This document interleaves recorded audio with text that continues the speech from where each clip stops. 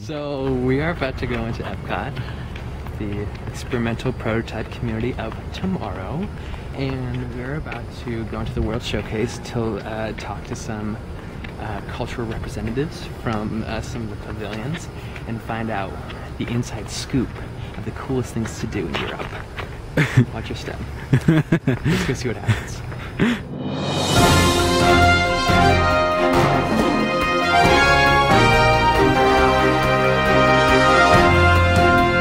Enter the World Showcase.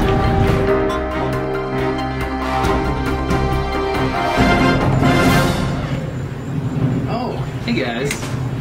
Talking to a friend, good times. Right now we're at the United Kingdom Pavilion. And one of the great things about working at the Walt Disney World Resort is that we have a bunch of great cultural representatives here that we can tap into as resources. So, let's go see what they have to say.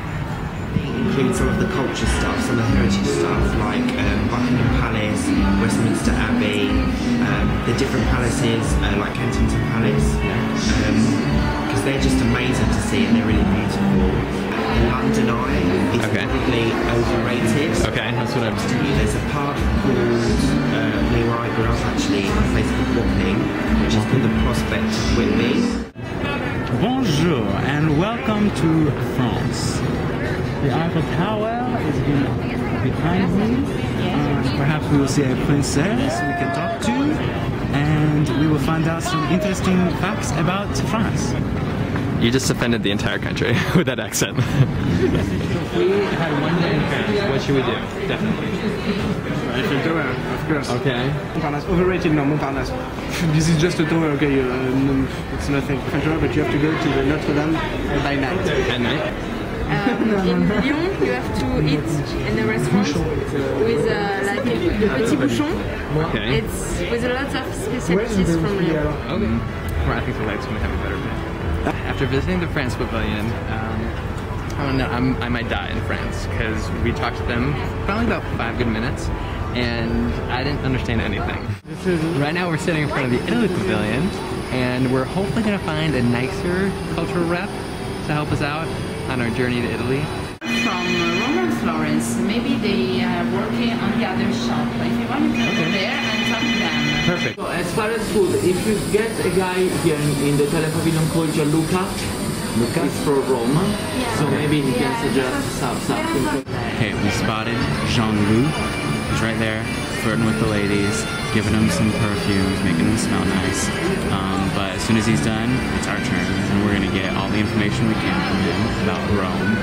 The best disco for me in Rome is this. Spazio 900. Restaurant. It's not very cheap, it's not so expensive, but it's very, very nice. There is Parolaccia. It's very famous in Italy and Rome. The waitress are no good. Very bad. It's always full. It's always full. It's very nice. Like and it's famous because they were. Yeah. If somebody say Torbella Monaca, you don't go. No. I know club. Y-A-G.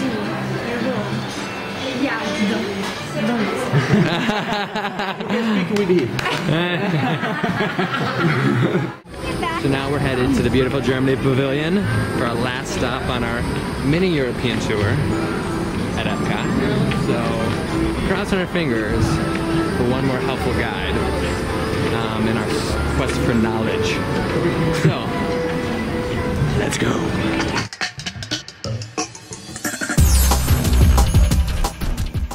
What are some just good foods to try in Germany or? You should definitely try Currywurst. Okay. In Berlin. Okay. That's perfect. In Hamburg, just the Reeperbahn. Okay. Do you know that? No. Not yet? You will know. Actually, if you go from the Brandenburger Tor, there's a long street.